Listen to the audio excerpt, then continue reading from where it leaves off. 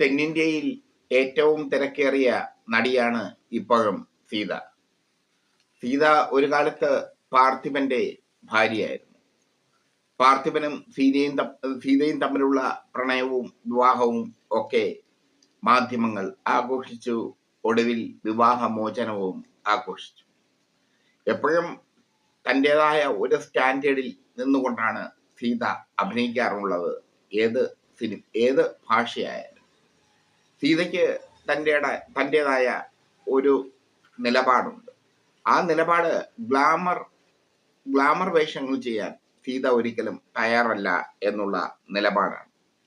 ആൺപാവം എന്ന തമിഴ് സിനിമയിലൂടെയാണ് സീത വെള്ളിത്തിരയിൽ എത്തിയത്.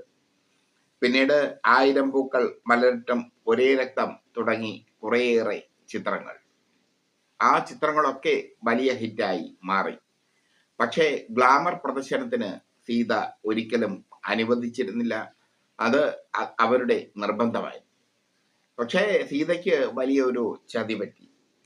സീത മലയാളത്തിൽ ആദ്യമായി അഭിനയിക്കുന്നത് കൂടണയും കാറ്റ് എന്ന ചിത്രത്തിലാണ്.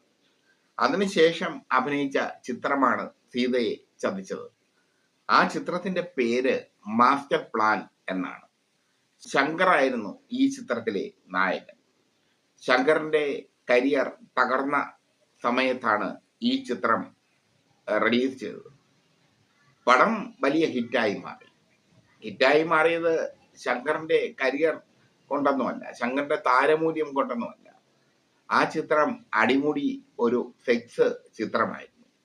ബ്ലൂ ഫിലിമിനെ അതിശയിപ്പിക്കുന്ന രംഗങ്ങളിൽ അഭിനയിക്കേണ്ട ഗതികേട് സീതയ്ക്ക് ഉണ്ടായി.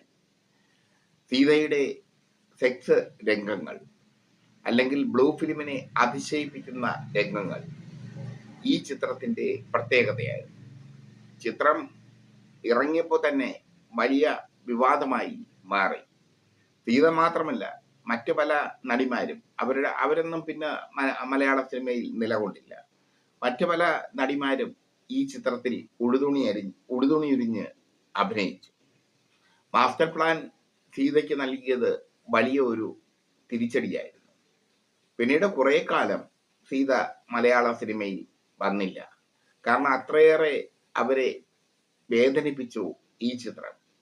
ഈ ചിത്രത്തിൽ ഇങ്ങനെയുള്ള രംഗങ്ങളിൽ അഭിനയിക്കണമെന്നുള്ള കാര്യം അവരോട് നേരത്തെ സംവിധായകൻ പറഞ്ഞിരുന്നില്ല.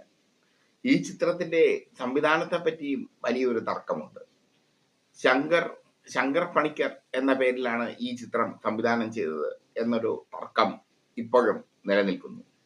എന്തായാലും മാസ്റ്റർ പ്ലാനിൽ ബ്ലൂ ഫിലിമിനെ അതിശയിപ്പിക്കുന്ന രംഗങ്ങളിൽ അഭിനയിച്ച ശേഷം സീത മലയാള സിനിമയിൽ നിന്ന് വിട പറഞ്ഞു പോയി. പിന്നീട് ഏറെക്കാലം കഴിഞ്ഞാണ് തന്മാത്രയിലൂടെ അവർ ശക്തമായ ഒരു സാന്നിധ്യമായി തിരിച്ചെത്തിയത്.